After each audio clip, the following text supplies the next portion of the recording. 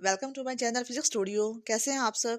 उम्मीद है सब खैरियत से होंगे। स्टूडेंट्स, आज हम chapter number 5 physics first year के जो हमारे शॉर्ट क्वेश्चन रह गए थे, लास्ट लेक्चर में हमने 5.6 तक किए थे, उससे आगे हम 5.7 से इसको कंप्लीट करेंगे। तो स्टूडेंट्स, 5.7 जो हमारा शॉर्ट क्वेश्चन है उसमें क्या है कि state the direction of the following vectors in simple situations, angular momentum and angular velocity. तो इसमें स्टूडेंट्स एंगुलर मोमेंटम जो होता है इसको हम एल से शो करते हैं और इसका फार्मूला होता है L is equal to R cross P. इसमें आर जो है इसमें पोजीशन वेक्टर है या मोमेंट आर्म है और पी जो है वो लीनियर मोमेंटम है। तो लीनियर मोमेंटम जो है इसका वो P is equal to M V होता है। ये एक वेक्टर क्वांटिटी है लीनियर मोमेंटम पी, और इसकी डायरेक्शन वही होगी जो कि लीनियर वेलोसिटी वी की होती है। और सर्कुलर मोशन में वी जो है वो अलॉन्ग टेंजेंट होता है। हर पॉइंट पर वी की डायरेक्शन जो होती है वो अलॉन्ग टेंजेंट होती है। तो जिस डायरेक्शन में वी होगा उसी डायरेक्शन में पी होगा, और पी और आर जो है वो आमतौर पर एक सर्कल के केस में एक दूसरे के परपेंडिकुलर होते हैं।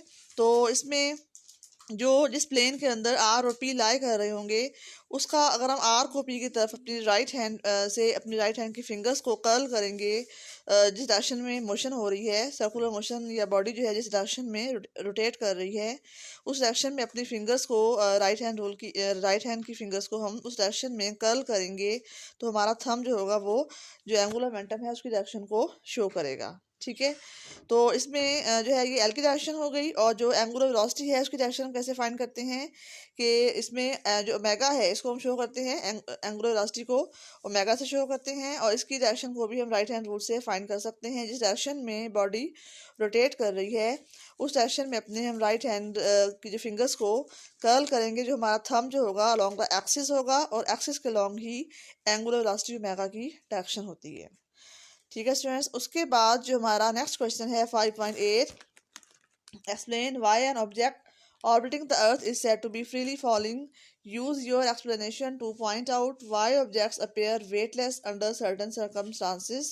के ऑब्जेक्ट जो है वो फ्रीली फॉलिंग जो होते हैं वो वेटलेस क्यों होते हैं बास कंडीशंस में। ठीक है, तो इसमें यह है कि जो ऑब्जेक्ट्स होते हैं, सपोज हम बात करते हैं आर्टिफिशियल सैटेलाइट्स की जो कि अर्थ के गिर्द रिवॉल्व कर रहे होते हैं, तो उनको सेंट्रीपिटल फोर्स जो है वो मिल रही होती है फोर्स ऑफ ग्रेविटी से। यानी कि जो उनका एक्सेलरेशन होता है सेंट्रीपिटल एक्सेलरेशन वो ग्रेविटेशनल एक्सेलरेशन जी के इक्वल होता है। तो ये बिल्कुल अर्थ के ऊपर फ्रीली फॉल कर रहे होते हैं। जिस तरह आप लोगों ने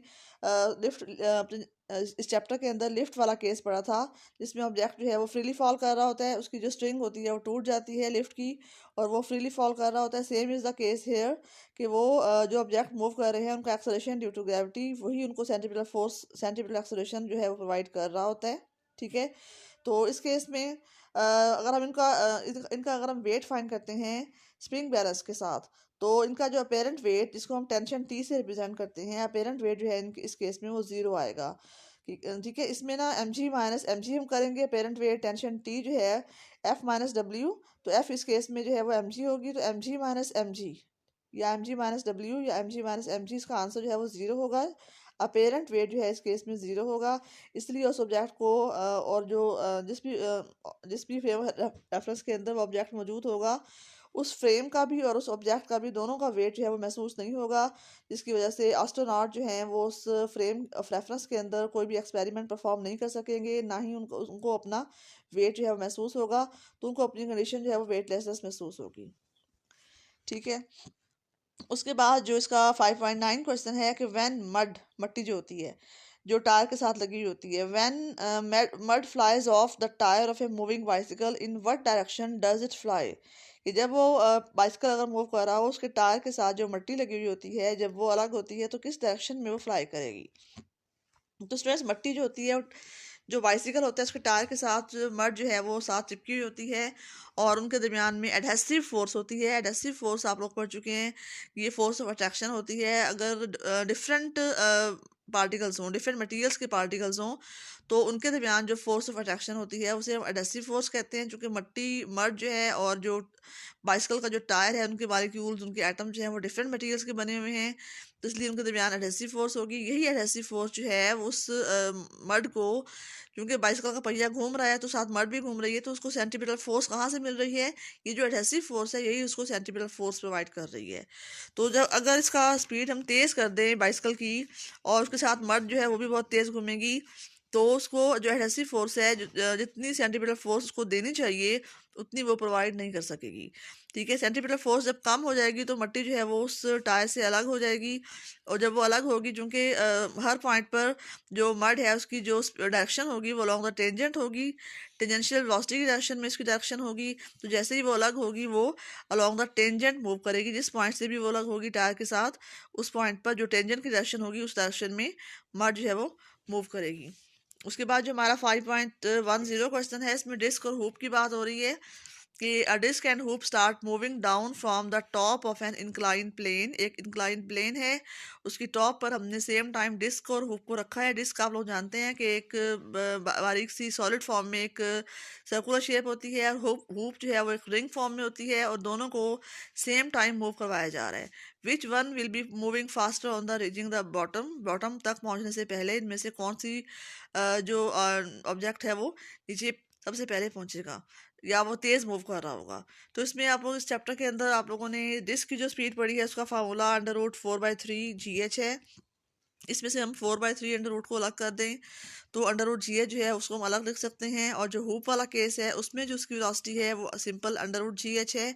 तो इन दोनों को कंपेयर करते हैं तो डिस्क वाले केस में √4/3 जो है वो इसमें एक्स्ट्रा मल्टीप्लाई हो रहा है। तो इसका मतलब है कि डिस्क वाली जो स्पीड है उसमें जो कि 4/3 का जो आंसर आएगा वो 1 से ज़्यादा है, इसलिए डिस्क वाली जो डिस्क की जो स्पीड होगी वो ज़्यादा होगी, तो डिस्क जो है वो फास्टर मूव कर रही होगी हुप के मुकाबले में। ठीक है, तो उसके बाद जो है 5.11 क्वेश्चन के why does a diver change is body position before diving in the pool? Pool में जो स्विमिंग पूल होता है उसमें डाइविंग करने से पहले, इसमें गोता लगाने से पहले जो डाइवर होता है अपनी बॉडी की पोजीशन को चेंज क्यों करता है? एक्चुअली जब वो डाइविंग बोर्ड से छलांग मारता है तो वो अपने लेग्स को और आर्म्स को उसने फुली एक्सटेंड किया हुआ होता है, जिसकी वजह से जो उसका रेडियस आर है वो ज़्यादा होता है, और मोमेंट ऑफ इनर्शिया जो I = mr² है तो वो भी ज़्यादा होगा। और चूंकि हमारे पास फार्मूला होता है L = I ओमेगा का, तो इसमें आई जो है mr² उसकी वैल्यू ज़्यादा होगी जब उसने अपनी लेग्स और आर्म्स को फुली एक्सटेंड किया हुआ होगा, और उसमें ओमेगा जो है उसकी स्पीड कम होगी, क्योंकि ओमेगा और आई का जो प्रोडक्ट है वो कांस्टेंट होना चाहिए, वो कंजर्व होना चाहिए। तो अगर फर्स्ट केस में आई की वैल्यू ज़्यादा होगी तो ओमेगा की वैल्यू कम होगी, यानी एंगुलर वेलोसिटी जो है उस केस में उसकी वैल्यू कम होगी। और सेकंड केस में वो क्या करेगा, अपनी लेग्स को आर्म्स को वो इकट्ठा कर लेगा, रिड्यूस उसमें नई वैल्यू जो है वो आ जाएगी उसकी। तो टांगों को और लेग्स को आर्म्स को इकट्ठा करने से जो आर की वैल्यू होगी वो कम हो जाएगी, और आर की वैल्यू कम होने से जो आई की वैल्यू है वो भी कम हो जाएगी, और ओमेगा की वैल्यू जो है वो ज़्यादा हो जाएगी, क्योंकि उनका जो प्रोडक्ट है वो कांस्टेंट रहना है, वो कंजर्व रहना चाहिए। ठीक है, तो in order to conserve the momentum first case में I1 ज़्यादा होगा, ओमेगा की वैल्यू कम होगी, सेकंड केस में I2 कम हो जाएगा और ओमेगा की वैल्यू ज़्यादा होगी, जिसकी वजह से वो जो डाइवर है वो एक्स्ट्रा समरसॉल्ट्स, एक्स्ट्रा कलाबाजियाँ खाकर वो नीचे आएगा। स्टूडेंट्स, हमारा जो नेक्स्ट क्वेश्चन है, स्टूडेंट होल्ड्स 2 डम बेल्स।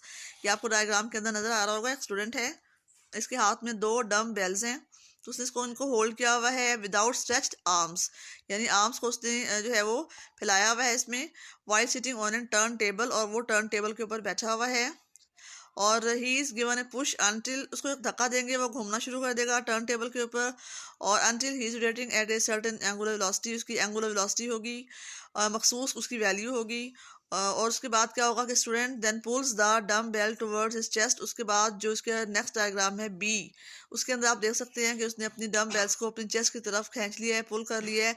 तो what will be the effect on the rate of rotation? तो फर्स्ट केस में स्टूडेंट्स जो ए डायग्राम है उसके अंदर जो उसने बाजू फैलाई हुई हैं, एक्सटेंड की हुई हैं, वहाँ पर आप देख सकते हैं कि ओवरऑल बॉडी का जो आर की वैल्यू है, रेडियस, वो ज़्यादा है, जिसकी वजह से जो उसका मोमेंट ऑफ इनर्शिया आई होगा mr² उसकी वैल्यू ज़्यादा होगी, क्योंकि इसमें मोमेंटम ने कंजर्व रहना है, मोमेंटम एल का फार्मूला है I ओमेगा। तो इसमें फर्स्ट केस में अगर आई की वैल्यू mr² की वैल्यू अगर ज़्यादा है तो एंगुलर वेलोसिटी ओमेगा की वैल्यू कम होगी और वो आहिस्ता घूम रहा होगा। और सेकंड केस में अगर उसने अपनी बाजू को इकट्ठा कर लिया है तो उस केस में आर की वैल्यू और moment of inertia I is equal to M R square, उसकी वैल्यू कम हो जाएगी और एंगुलर वेलोसिटी ओमेगा की वैल्यू ज़्यादा हो जाएगी क्योंकि मोमेंटम ने कंजर्व रहना है। जब एंगुलर वेलोसिटी ओमेगा की वैल्यू ज़्यादा होगी तो उसका जो रेट ऑफ रोटेशन है वो बढ़ जाएगा, वो बॉडी जो है वो तेज़ तेज़ घूमना शुरू कर देगी। ठीक है, स्टूडेंट जो है वो तेज़ तेज़ घूमेगा। उसके बाद जो नेक्स्ट क्वेश्चन है 5.13, explain how many minimum number of geostationary satellites are required for global coverage of TV transmission. तो एक सैटेलाइट कम्युनिकेशन सिस्टम जो होता है जिसने सारे सिग्नल जो हैं वो अर्थ के ऊपर भेजने भी होते हैं, रिसीव भी करने होते हैं, तमाम इंफॉर्मेशन भी देना होता है, तो वो उसे जो है डिफरेंट अर्थ के डिफरेंट पॉइंट्स पर हम सैटेलाइट्स को रखेंगे और वो हमें तमाम इंफॉर्मेशन देंगे। तो एक सैटेलाइट जो है वो तकरीबन 120 का एंगल कवर करता है, जिसका इसका मतलब है कि टोटल जो अर्थ का सर्कल होगा उसका 360 एंगल होता है। तो 120 को हम 3 से मल्टीप्लाई करें तो 360 आता है। इसका मतलब है कि कम से कम 3 जो है करेक्टली पोजिशनड यानी सही जगह पे फिट हुए हुए 3 जो है minimum number of geostationary satellites होंगे, तो उनके दरमियान में 120 का एंगल होगा, तब जो है अर्थ की पूरी पॉपुलेशन जो है वो कवर हो सकती है और वो इनसे इंफॉर्मेशन लेकर इंफॉर्मेशन सेंड करके सारा जो है सिस्टम चला सकते हैं। तो कम से कम 3 सैटेलाइट्स जो है वो होने चाहिए। ठीक है स्टूडेंट्स, हमारे आज के लेक्चर में ये जो है बाकी जो शॉर्ट क्वेश्चन रह गए थे वो कंप्लीट हो गए हैं। आप इनको अच्छी तरीके से सुन के इन क्वेश्चन को तैयार करें और अपने दोस्तों को शेयर करें ताकि जो स्टूडेंट्स इसको कॉन्सेप्ट क्लियर नहीं है उनका कॉन्सेप्ट क्लियर हो। और जो स्टूडेंट्स नए हैं इस चैनल पर लाजमी इसको सब्सक्राइब करें और बेल आइकन जो है प्रेस करें ताकि जैसे ही नई वीडियो मेरी अपलोड होगी फ़ौरन से आप लोगों को मिल जाएगी। ओके स्टूडेंट्स, थैंक यू, अल्लाह हाफिज़।